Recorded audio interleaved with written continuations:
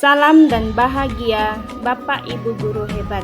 Pada video kali ini saya akan membahas koneksi antar materi modul 1.4.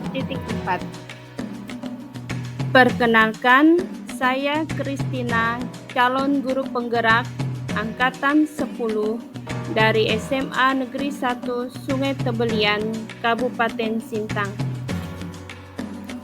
Berikut kesimpulan mengenai peran saya dalam menciptakan budaya positif di sekolah. Guru yang baik harus mempunyai kemampuan mempraktikkan budaya positif di sekolah. Budaya positif tersebut akan tercipta dengan menerapkan konsep-konsep inti seperti disiplin positif, motivasi perilaku manusia yang tergolong ke dalam hukuman dan penghargaan, posisi kontrol restitusi, keyakinan sekolah atau kelas, segitiga restitusi untuk menyelesaikan masalah. Yang pertama, disiplin positif. Disiplin positif dapat menumbuhkan karakter dan kemandirian anak serta membantunya untuk membuat pilihan yang bertanggung jawab dan sesuai dengan nilai-nilai positif.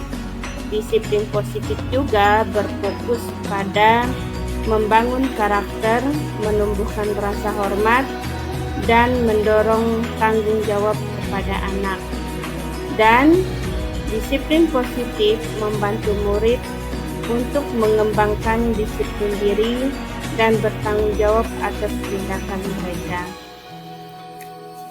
Yang kedua, motivasi perilaku manusia. Menurut Diani Gosen 2004, terdapat 3 motivasi perilaku manusia, yaitu yang pertama, untuk menghindari ketidaknyamanan atau hukuman.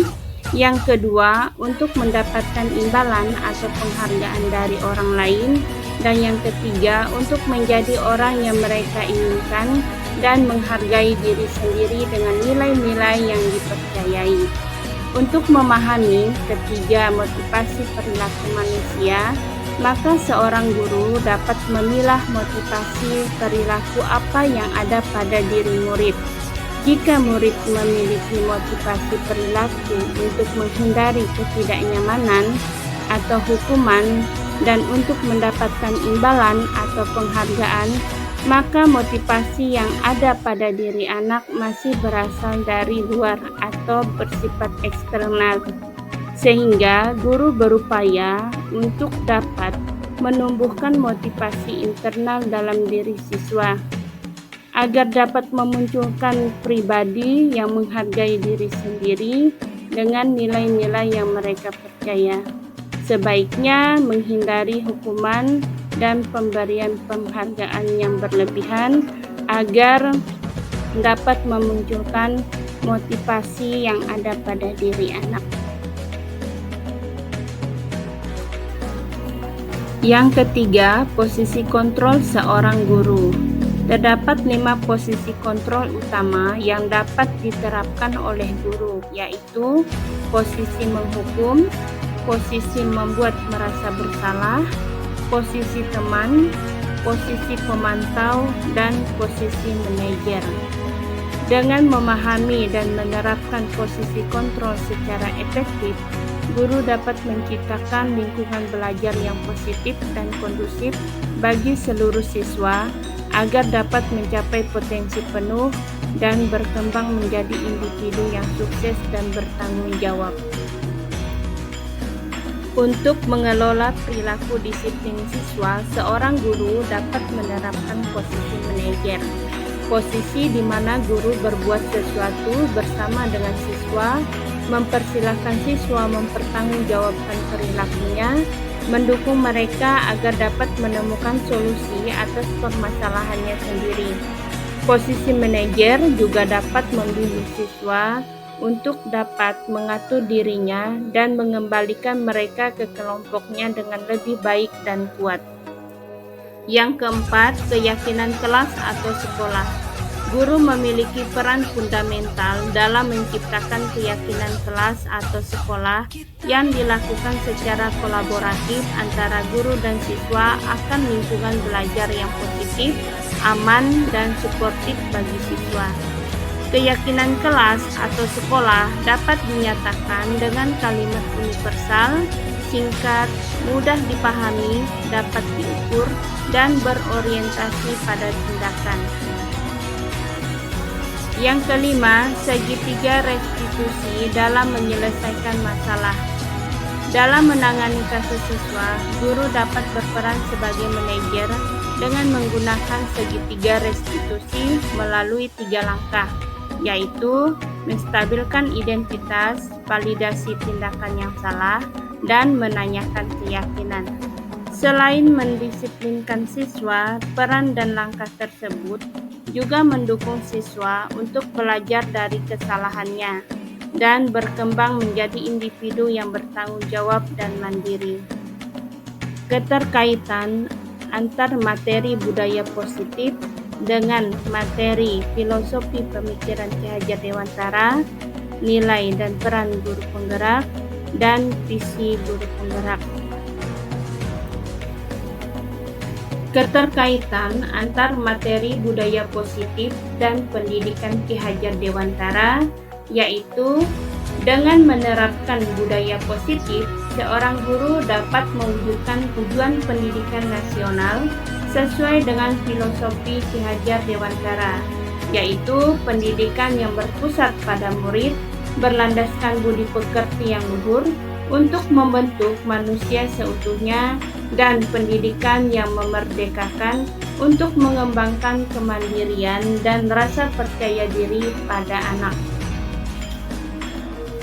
Keterkaitan antar materi budaya positif dengan nilai dan peran guru penggerak, yaitu budaya positif membantu guru penggerak untuk mengimplementasikan nilai dan peran guru penggerak di lingkungan belajar yang berpusat pada murid dan mendukung murid untuk mencapai potensi penuh mereka.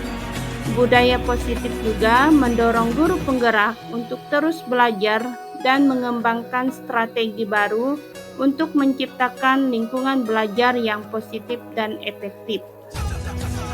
Dan keterkaitan antar materi budaya positif dengan visi guru penggerak, yaitu budaya positif membantu guru penggerak untuk mewujudkan visi guru penggerak, yaitu dengan menumbuhkan nilai-nilai positif dan karakter yang kuat pada diri murid untuk menciptakan profil pelajar Pancasila. Dan budaya positif juga membantu guru penggerak untuk menciptakan lingkungan belajar yang kondusif dan inspiratif di mana murid dapat belajar dengan optimal. Sehingga dari visi tersebut dapat memperkuat nilai dan peran guru penggerak. Terbentuknya budaya positif sehingga diharapkan dapat menciptakan sekolah yang aman, nyaman, dan berpihak pada murid. Untuk mewujudkan visi guru penggerak tersebut, dapat menggunakan prakarsa perubahan melalui tahapan Bagja atau atap sesuai filosofi Ki Hajar Dewantara dan profil pelajar Pancasila.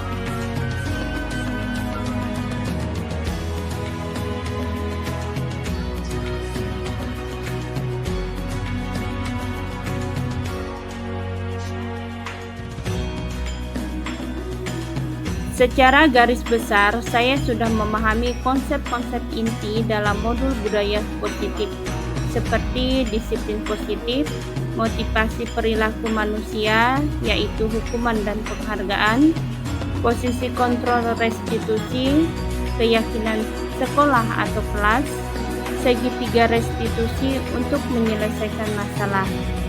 Sehingga dari pemahaman saya tersebut, nantinya saya akan berbagi praktik baik dengan rekan sejawat. Hal yang menarik bagi saya di luar dugaan adalah saat saya mempelajari penanganan kasus segitiga restitusi, di mana guru bertindak sebagai manajer. Menurut saya, segitiga restitusi merupakan pendekatan yang menarik dan efektif untuk mendisiplinkan anak di sekolah, dengan berfokus pada pemulihan, partisipasi siswa, dan pengembangan karakter. Pendekatan ini dapat membantu siswa belajar dari kesalahan mereka, menjadi individu yang lebih baik, dan menciptakan lingkungan sekolah yang lebih positif dan kondusif. Perubahan yang terjadi yaitu saya menyadari posisi kontrol yang biasa saya lakukan adalah sebagai penghukum dan pemantau, seharusnya sebagai manajer, dengan cara menangani masalah menggunakan segitiga restitusi. Saya menangani siswa yang sering terlambat datang ke sekolah. Saya menggunakan langkah-langkah dalam segitiga restitusi, yaitu menstabilkan identitas, validasi tindakan yang salah, dan menanyakan keyakinan. Dengan langkah-langkah yang sudah saya lakukan, saya merasa senang dan sangat termotivasi untuk terus memperbaiki diri sesuai dengan nilai-nilai budaya positif di sekolah.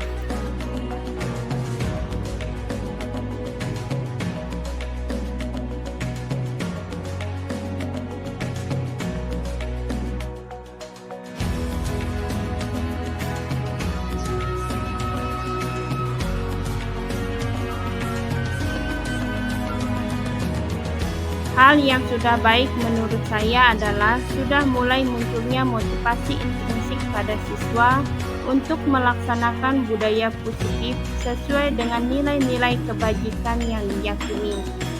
Yang harus diperbaiki yaitu dalam menangani kasus siswa, guru harus bertindak sebagai manajer.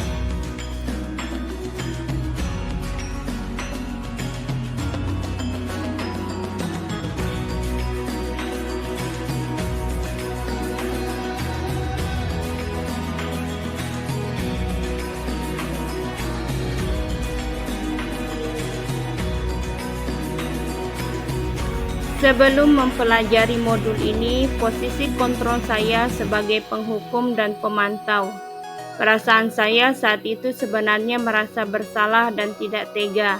Tetapi saat itu saya berpikiran cara yang saya lakukan semata-mata mendidik mereka agar lebih disiplin.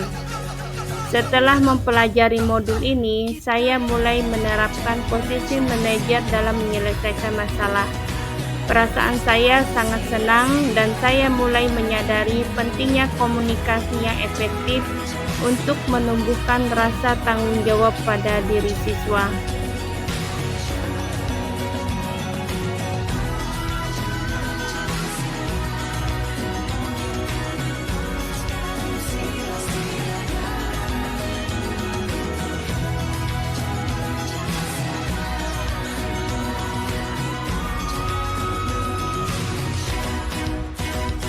Sebelum mempelajari modul ini, saya pernah menerapkan segitiga restitusi. Tahapan yang saya lakukan yaitu menstabilkan identitas. Pada tahapan ini, fokus saya membuat anak tenang dan nyaman, memberikan beberapa pertanyaan, dan memberikan pemahaman setiap orang pasti pernah berbuat kesalahan. Selanjutnya, saya juga pernah melaksanakan tahapan validasi tindakan yang salah. Pada tahapan ini, saya membantu anak untuk memahami bahwa tindakan yang dilakukan adalah salah. Misalnya dengan kata-kata seperti, perbuatanmu menyakiti temanmu. Bagaimana perasaanmu jika kamu diperlakukan seperti itu?